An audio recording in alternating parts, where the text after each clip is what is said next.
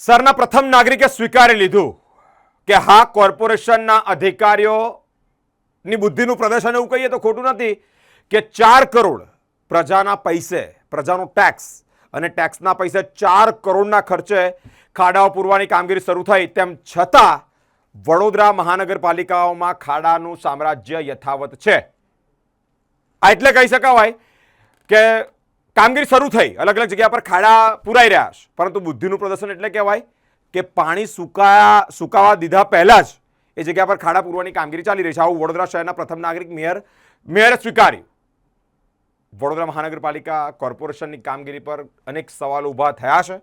કારણ 4 કરોડ રૂપિયાના ખર્ચે જેનું કામકાજ શરૂ થતું હોય, ખાડા પૂરવાનું કામકાજ શરૂ થતું હોય, પેચવર્કનું કામકાજ શરૂ થતું હોય, તેમ છતાં પરિસ્થિતિ તો એની એ જ છે.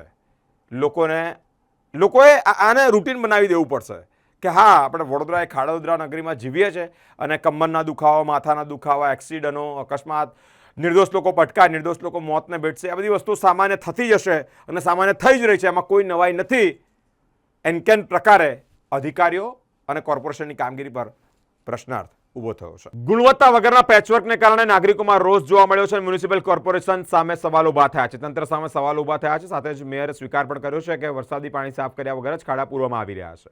જ્યાં સુધી ખાડા સંપૂર્ણપણે સુકાય નહીં ત્યાં સુધી હોટ મિક્સ મટીરિયલની પેચવર્ક ન કરવા અધિકારીઓને કડક સૂચન પણ કરવામાં આવ્યું છે. કોન્ટ્રાક્ટરો અને અધિકારીઓ દ્વારા ગુણવત્તાસભર કામગીરી ન થવાને કારણે પ્રજાના વેરાના નાણાં પાણીમાં ગયા હોવાના આક્ષેપ છે. ગુણવત્તા વગરના અને નબળા પેચવર્કને કારણે નાગરિકોમાં ઉગ્ર રોષ પણ છે. મ્યુનિસિપલ કોર્પોરેશન સામે એટલે કે તંત્ર સામે અનેક સવાલ ઊભા થયા છે.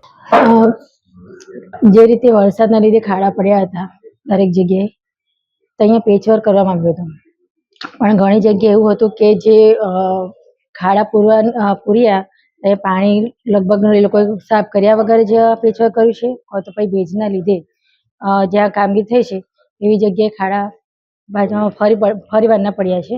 અત્યારે જ અમે અધિકારીઓને બી સૂચનાઓ પણ આપી દીધી છે કે જ્યાં સુધી ખાડા પૂરા સુકાય નહીં ત્યાં સુધી તે પેચવર્ક નહીં કરો. અને જે રીતે હોટ મિક્સ મટીરિયલનો જે યુઝ કર્યો છે તે જગ્યાએ ઘણી જગ્યાએ ભેજવાળી ભેજના લીધે પણ ખાડા જે જગ્યાએ પૂરે છે ફરી વાર થયા છે. તો પ્રોપર કામગીરી કરવા માટે અધિકારીને સૂચના આપી દીધી છે. અને ડિપાર્ટમેન્ટ તથા હવે તો કોન્ટ્રાક્ટરને બી અમે જાહેર કર્યું છે, એટલે બંને ભેગા થઈને આ કામગીરી થશે. એટલે લગભગ થોડા દિવસોમાં ખાડાનું કામ પણ પૂર્ણ રીતે કરવામાં આવશે.